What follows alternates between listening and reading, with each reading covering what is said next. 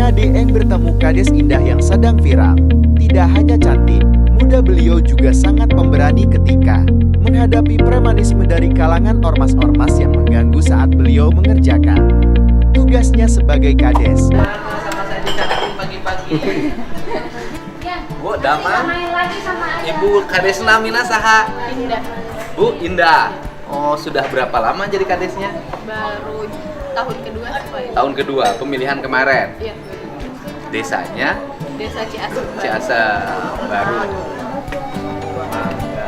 Mangga. Ibu mau makan dulu atau gini? Nanti makan jam 9. Mangga. Saya jam 9 ngisi acara dulu. Mangga, ibu sini. Oh, ini sama Ibu Kepala Desa Ciasem baru. Jadi kalau Ciasem itu dengan saya ada kaitannya. Kakek saya itu orang Ciasem. Oh, Ciasem Pak. Dulu waktu saya SD kelas 1, saya pernah tenggelam di Kebon Cau. Oh iya, masuk Ciasem baru itu. Oh itu, di Iya. desa ibu. Iya, desa Oh berarti saya. itu teh dulu itu di sini Bu. Saya suka nginep tuh di situ di Haji Fatimah, ya kan? Wah saya situ.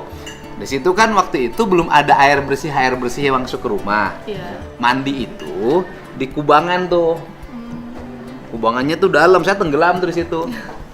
Gitu. Jadi saya ibu teh berarti kepala desa tempat leluhur saya. Aduh, Ciasem baru. Iya, Ciasem. Dulu sekolah di mana? Saya SD di Ciasem baru, SMP di SMP 1 Ciasem, SMP 1 Ciasem. SMA? SMA di Jakarta. Sempat kuliah Di Jakarta ya. di Depok. Di mana? Di UI. UI. Iya. Ya, fakultas apa? Hukum. S1. S1. Selesai. Selesai. Waduh, fakultas hukum UI. Pantesan wanian. Nah, ini kan cerita yang kemarin. Iya. Nah, ibu ini punya program apa sebenarnya yang rame-rame itu? Ya itu kan jalan poros desa. Nah kebetulan. Jalan poros desa. Iya. Jalan poros desa berarti alokasinya dana desa. Iya. Nah. Dana desanya desa ibu dapat berapa? 1,1. 1,1 miliar. Iya. Penduduknya berapa? Sekitar kurang lebih 14.000 jiwa. Sudah update belum di HP ibu?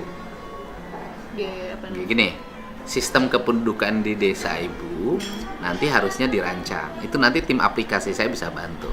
Sehingga itu setiap kelahiran itu harus dilaporkan oleh warga. Dan itu masuk ke dalam sistem data desa. Kemudian nanti masuk ke HP ibu dalam setiap hari. Jadi HP ibu dalam setiap hari bisa menerima laporan kelahiran, kematian, pernikahan, perceraian gitu loh.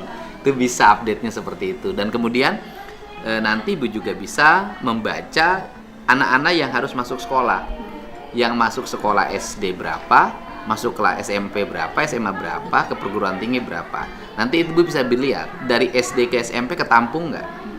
Dari SMP ke SMA ketampung nggak? Karena problem di kita ini adalah pemerintah mewajibkan sekolah, tetapi ruang kelasnya nggak siap semuanya. Dari SD ke SMP itu rata-rata nggak klop ruang kelasnya, jumlah muridnya. Apalagi dari SMP ke SMA. Sehingga walaupun dibuat zonasi, tetap saja kalau ruang kelasnya daya tampungnya rendah, nggak bisa nampung. Tetap jadi problem gitu loh. Nah, itu saran saya. Nah, 1,1 miliar. Dari 1,1 miliar itu dibuat untuk anggaran infrastruktur berapa? Sekitar 650 juta. 650 juta. Jalan semuanya? Jalan semua. Atau irigasi? Oh ada irigasi, tapi cuma satu sih TPT. Oh, TPT saja. Karena kalau irigasi tersiernya bukan kewajiban ibu kan? Iya. Kewajiban. Kalau tersier itu Kementerian Pertanian. Nah, ke jalan yang dibangun itu jalan yang menghubungkan mana ke mana? Yang menghubungkan dari jalan kabupaten kan itu. Jalan kabupaten yang besar kan? Iya, jalan kabupaten yang sekarang yang besar. tadi saya lewat. Iya. Itu jalan kabupaten. Iya. Nah, kemudian yang ke ibu kemana yang enggak? Yang menuju ke kantor desa itu Pak. Menuju ke kantor desa. Iya. Jadi jalan menuju ke kantor desa. Berapa meter jalan dari jalan kabupaten ke kantor desa itu? Jaraknya Iya.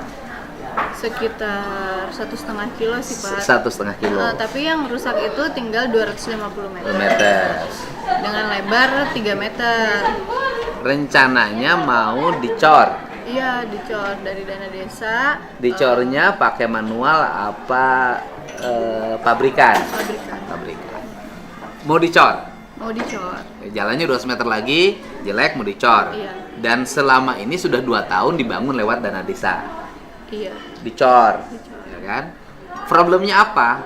Sehingga sampai rame-rame itu. Iya, jadi itu kan itu hari Minggu, itu kan yang ngejalaninnya juga yang pasang bikisting dan lain-lain itu kan warga sama RT RW.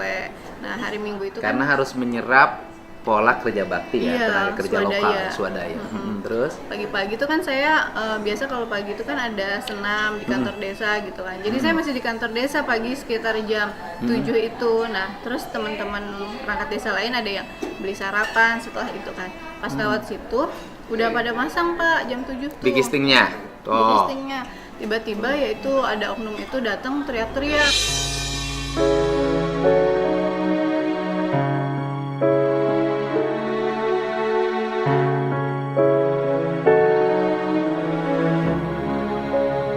Orang itu siapa namanya? Sahidin. Sahidin. Sebutin aja, kan ada udah viral kok wajahnya, nggak disebutin lagi. Sahidin. Orang desa itu. Orang desa itu. Kerjaan sehariannya apa? Nggak tahu sih Pak, kurang tahu kerjaannya. Ya tapi emang sering bikin Aktivis. Iya. Ormas apa? Kalau nggak salah tuh Jampang Pantura gitu. Apa namanya? Jampang Pantura. Jampang Pantura. Oh, ada emang ormas itu? Ada katanya. Oh, ada. Jadi, nah ceritanya dia itu kenapa? Iya, dia tuh marah-marah kan, suruh ngeberhentiin semua RT RW, berhenti jangan ada yang ini gitu kan. Nah, karena saya masih di kantor desa, pas lagi lewat itu sekde saya lewat pertama. Terus dia marah-marah, sini dipanggil tuh sekde saya. Terus dia bilang saya nggak mau ini katanya gitu kan, nggak mau dibangun kalau cuman 3 meter. Oh. Katanya gitu, saya maunya 3,5 meter. Oke. Nah, dijawab sama sekde saya, Pak, ini kan sudah melalui proses, ada musdes, ada musdus. Oh, dia musdes, pengennya gitu. 3,5 meter, Iya. bukan melarang pembangunan. Iya, awalnya. Tidak melarang pembangunan, cuman dia pengennya 3,5 meter. 3,5 meter. Kalau nggak 3,5 meter, nggak usah dibangun, katanya gitu. Terus sekdes laporan sama saya ke desa, Bu, gimana? Terus kata saya, ya udah, ayo kita kumpulin aja warganya, kata saya gitu kan. Akhirnya udah, saya suruh. Bentar dulu. Jalan sebelumnya sudah 3,5 meter apa 3 meter? 3 meter. Dari tepi jalan kabupaten menuju desa itu sebelumnya sudah dibangun jalan hampir 1,3 kilo lah ya, karena kan tinggal 200 meter lagi.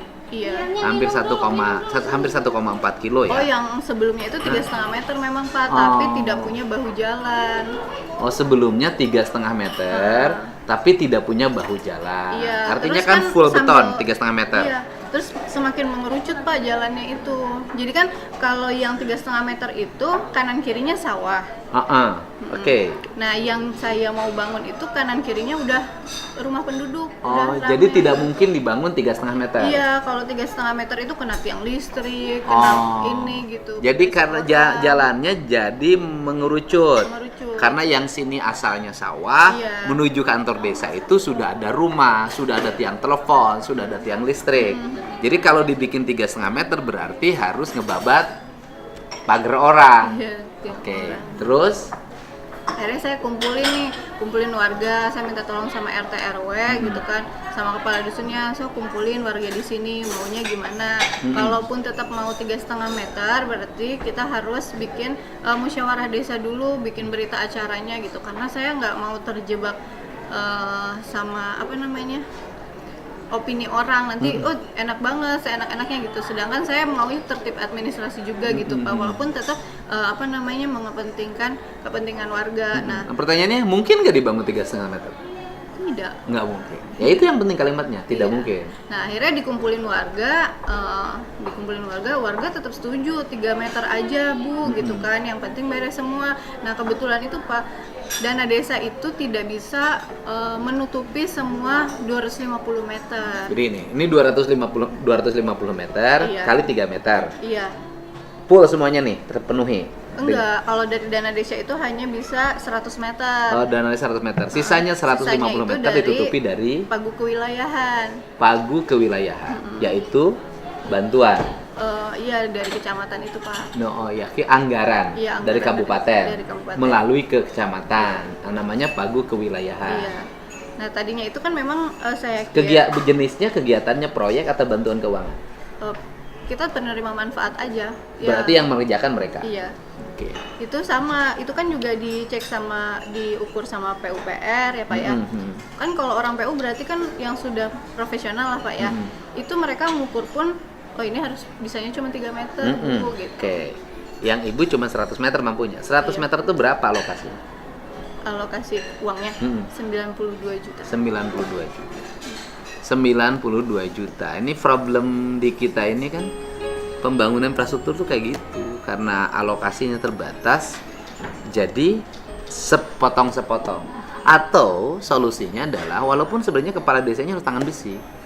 Begini, kalau punya anggaran 600, selesaiin dulu satu wilayah. Selesai dulu satu wilayah. Nah kita ini enggak, dimusyawarahkan, dibagi-bagi. Akhirnya yang sini nggak selesai, yang sana nggak selesai. Nah kalau saya dulu ketika membangun, selesaiin 57 km, berat, selesai gitu loh. Ya itu dulu. Nah akhirnya gimana tuh? Udah dia marah.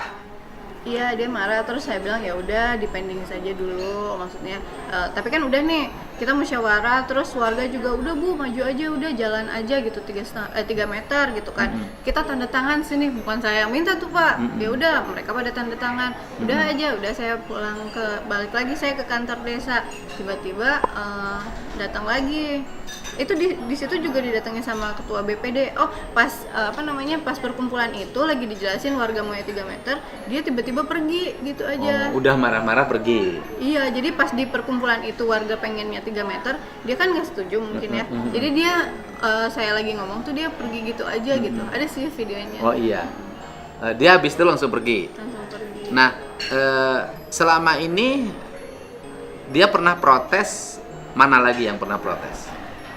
Sering sih Pak, sebenarnya dia beritain saya kayak gitu. Nah nggak, dari ujung protes berita, pernah nggak ujung-ujungnya suka minta uang? Iya.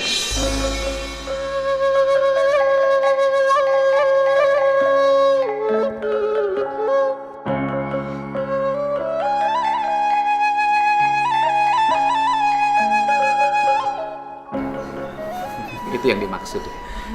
Pernah minta uang, suka diberi?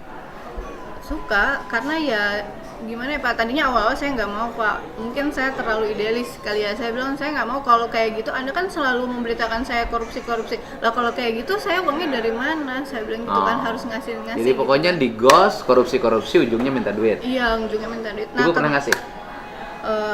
Iya pernah. Berapa? 200.000. Itu pun dia tetap marah-marah, mintanya 500.000. Oh iya, enggak. Kalau ini sih bukan fenomena ini lah. Kalau saya sih ini satu kasus ya.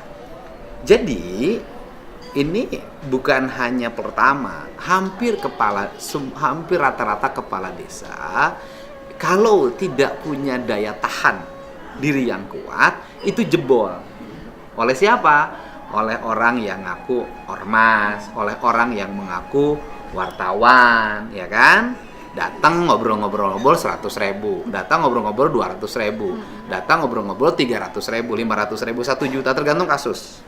Kan kalau enggak, nanti saya laporin ke Tipikor, pasti begitu kan modusnya, kan gitu loh. Nah, ini problem yang terjadi di desa. Karena kan apa? Karena dari sisi pengelolaan, desa itu sebenarnya paling transparan. Karena mudah diakses oleh warga dibanding anggaran kabupaten, provinsi, makin jauh, ya kan? Dan karena ini mudah, sehingga akses orang untuk menekan itu juga mudah. Bukan satu dong Bu yang seperti itu ke Ibu? Banyak Pak. Banyak. Cuman memang ya beliau itu yang sering banget. Jadi bukan hanya Karena saya, orang situ. Karena orang situ yang kasihannya, kenapa pada akhirnya saya mau up itu di media? Karena ya sudah terlalu sering Pak. Saya udah berkali-kali diberitain yang tidak sama dia gitu kan, sampai saya harus bikin klarifikasi dan lain-lain. Udah terlalu capek, kasihan warga juga Pak. Jadi warga itu setiap ada kegiatan apapun dia selalu muncul. Oh. Nah terus kemarin terakhir sebelum kejadian itu juga sekitar itu kan kejadian tuh hari Minggu, terus hari Seninnya kayak gitu. Itu yang di video tuh hari Senin. Sebelumnya kan hari Minggu. Nah di hari Rabunya itu warga datang ke saya tentang hak waris.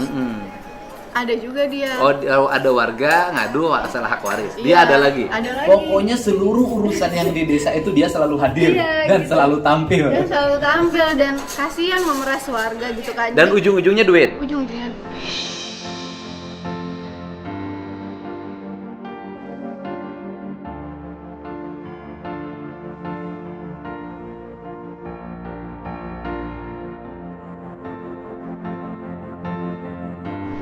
makanya semoga dengan ini tuh, dengan ramenya ini bisa memberikan efek jerah gitu. Harus berani. Ya kan? Kalau nggak berani nanti terus-terusan. Berani dong. Kalau setiap ada orang yang terindikasi melakukan pemerasan, intimidasi, ya laporin saja. Gitu. Kalau harusnya juga inspektorat daerahnya tuh, saya minta inspektorat Subang itu membuat pemberdayaan masyarakat desa ya, di Subangnya itu membuat ini laporan laporan kan ada grup WA-nya tuh, kepala dinasnya, kepala desanya. Jadi kalau setiap itu kepala desa bisa untuk bikin posting di grup WA, kemudian nanti ditindaklanjuti. Kalau enggak, di setiap desa nanti ada orang yang menjadi jumawa karena ketokohannya merusak tatanan kehidupan masyarakat desa yang guyup, gotong royong. Ini. Nah, jadi bukan perkara baru ini. Berarti yang kemarin klimaknya. Iya. Saya udah kayaknya udah kesel banget gitu Udah kesel Nah, banget. iya. Semenjak menjabat, udah sekitar 5 kali saya diberitain sama dia, didatengin ke desa minta audiensi atas nama masyarakat gitu kan. Udah audiensi didatengin sama dihadiri juga sama Kapolsek sama Dan Ramil. Udah dijelasin nih Pak. Dia minta kan ini dana desa 2022 kemarin katanya buat apa aja, ini buat apa. Itu benar-benar saya jelaskan ke dia secara detail, sedetail mungkin. Setelah itu dia beritain lagi kayak gitu. Ibu bikinin aja papan reklame baligo di setiap RT. Oh, di setiap Setiap RT atau setiap RW satu nggak apa-apa. Bikin dari besi kecil di las. Iya. Kemudian ibu tulisin aja di situ. Alokasi dana desa tahun 2023, peruntukannya A, B, C, D, seret. Jadi ketika ada orang nanya, itu silahkan lihat papan. Itunya di ibunya ada ini enggak? Ada di desa itu kita pasang juga. Udah Pak. pasang. Udah pasang. Nanti Bisa. pasang di tiap RW. Ya kan, pasang ke ini ibu punya ini enggak kan? Punya webnya kan? Website desa. Iya. Punya. Disuruh dia muka ngakes dong di websitenya. Websitenya. Ibu sih berani karena bersih. Kalau yang kepala desanya main-main, rata-rata kerjasama. Udah jangan ribut, jangan ribut. Jangan ribut. Nah, gitu. Rencana sekarang dia setelah kejadian kemarin viral tuh ada menghubungi lagi nggak? Nggak ada sih Pak. Oh, mau wawancara nih ya? Mau wawancara. Oh, aduh. Mau wawancara. Ayo ngomong wawancara apa? Iya, lihat, iya. Nggak ada lagi datang. Nggak ada sih. Terus pembangunannya jangan terhambat. Sekarang jalan. Sudah jalan. Backlistingnya udah dipasang. Sudah dicor juga Pak, tinggal sisa sedikit hari ini mungkin selesai. Ah, ini selesai. Dicor selesai hari ini. Ya, kedepannya juga masyarakat harus dikasih pengertian, Bu. Jangan kan di tempat ibu, di tempat saya aja kepala desanya anggarannya dikapling-kapling. Nanti itu lebih baik anggaran desa itu, apalagi nanti di undang-undang baru 2 miliar loh, Bu. Tambah lagi 9 tahun. Kalau saya sih, bagaimana pendapat Deddy Mulyadi ya? Karena kan keputusannya putusan DPR. Pendapat saya setuju 9 tahun kalau kepala desanya benar. Dan saya kayaknya cukup 6 tahun aja Iya, deh Pak. dan kepala desanya benar. Nah, kemudian nggak setuju 9 tahun kalau kepala desanya ngeselin. Tetapi kalau ngomong ideal, ya kalau ngomong ideal itu sebenarnya sama dengan APBN. Ini persentase. Iya, harusnya dananya. kalau dalam pandangan saya gitu, kalau mau sama dari presiden, gubernur, bupati, wali kota sampai kepala desa itu sama. Gitu loh. Setuju, Sama. Mas. Sama. Kalau ditanya pendapat, biar nanti periode pertama, tetapi gitu kan, boleh lah kalau menurut saya kepala desa boleh 4 kali dipilih. Jadi 20 tahun, tambah lama dong katanya. Iya. Nah, kalau ibu mah Terlalu lama. Terlalu lama Pak, saya mah udah cukup aja gitu. Emang ibu kenapa baru sebentar aja udah pusing mau berhenti? Iya karena ya begitu. Maksudnya kita udah mencoba sebenar mungkin tapi ternyata orang-orang yang lain kayak gitu. Mungkin karena umur saya juga yang masih muda. Emang usianya berapa? 28. Wah, masih muda ya. 28. Saya dulu wakil bupati 30. Iya. Jadi ibu mah udahlah, jangan lama-lama pusing. Yang lain yang biasa didatengin LSM wartawan bisa kerjasama pengen lama, Bu. Iya sebelumnya kan juga saya nggak tinggal di desa Pak gitu kan. Pokoknya dari mulai SMA, kuliah, kerja itu kan selalu di Jakarta.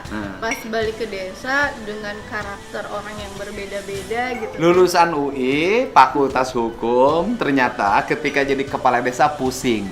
Ya kan? Ternyata bahwa memimpin itu beda antara aspek akademik teoritik dengan aspek praktis. Aduh, realistik gitu tuh beda. Harus ada seninya. Jangan orang idealis kayak ibu harus tetap ada, nggak boleh. Tetap semangat, itu kerikil kecil. Masa kita hidup ini punya orientasi membangun masyarakat dengan jumlah banyak, melindungi mereka, harus terganggu oleh satu orang. Nggak bisa. Saya dulu lebih berat dari ibu. Hasil pembangunan saya diroboh-robohin. Gitu kan, diroboh-robohin. Semangat dong. Rencana apa yang akan dibangun selain ini? Setelah ini kan berbarengan Pak di Dana Desa Tahap 2 ini ada sekitar 7 pembangunan. Nah, saya juga sedang merencanakan desa wisata. Nah, makanya tadi pagi itu saya mau ke PUPR. Mau minta persetujuan bahwa tanahnya dikerjasamakan dengan desa untuk dibangun. Dipergunakan untuk dikelola, ya kan? Ibu nggak tidur di rumah tadi malam, tidur di mana sama suaminya? Ada di rumah suami. Oh, rumah suami yang di Subang. Oh, gitu. Ya karena kan tadinya pagi-pagi mau ke PUPR, jadi ya udahlah gitu nginep aja di sana biar pagi-pagi nggak buru-buru. Iya, nanti saya boleh dong ke desa ibu memberikan gagasan. Boleh. Nah, ini wisatanya begini loh, ini begini, dan ibu juga dipersilakan untuk datang ke kampung saya. Karena kalau saya di kampung saya ketua RW. Ketua RW yang ditolak oleh kepala desanya. Saya ngajuin jadi ketua RW, kepala desanya nolak. Kenapa? Wibawa saya bisa rusak kalau bapak jadi ketua RW. Aduh, makanya Pak Kade Sukasari harus beruntung punya warga kayak saya. Saya mah tidak ngerecokin, ngebangun jalan sendiri, pasang lampu sendiri, pasang taman sendiri. Tuh, di Batur mah dipintain duit sama LSM. Gitu. Kamunya jangan takut sama LSM. Kamu mah takut sama LSM melebihi takut sama istri. Gitu. Nah, ini sebenarnya Indonesia ini butuh anak-anak muda ya yang memimpin desa. Tetapi ya itu tadi, kadang-kadang anak muda yang memiliki kualitas intelektual yang memadai, UI loh standarnya, belum tentu tahan juga menghadapi masyarakat Indonesia masyarakat desa yang hari ini sudah banyak mereka yang tumbuh menjadi aktivis-aktivis organisasi kemasyarakatan. Gitu loh ya. Sudah banyak yang tumbuh menjadi wartawan tetapi dia tidak terdaftar di Dewan Pers. Ya, pokoknya bikin blog hari ini jadilah wartawan. Ini yang terjadi dan makanya fungsi Kemendagri harus segera juga membicarakan ini dengan para kepala desa. Karena ada Kemendagri sehingga kita harus bisa merumuskan ya kan kebebasan itu juga harus bertanggung jawab terhadap apa yang dilakukan. Jangan sampai desa yang guyup, desa yang semangatnya gotong royong tercederai oleh orang yang di desa hanya menjadi provokator dan ujungnya uang perjalanan kantor walaupun tidak punya kantor. Gitu. Ibu ada pesan? Ya pesannya sih saya minta semua masyarakat itu saling mendukung karena desa itu bukan hanya punya saya tapi punya masyarakat desa itu semuanya gitu. Jadi ketika ada pembangunan harapannya bisa saling bantu gitu, saling support gitu. Iya.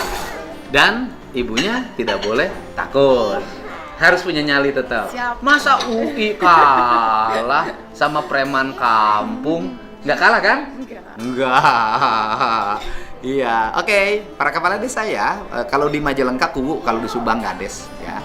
Jadi saya menemukan banyak inspirasi dari kepala desa. ada Kuwu Edan, ada Kades Tato, ya kan? Ada Kades Mohak, kan? Kemudian ada Kuwu Kaya yang di Majalengka, Kuwu Ibu Kuwu ya, Kawung Hilir. Dan sekarang ada Bu Kades cantik juga. Bu Kades siapa namanya? Indah.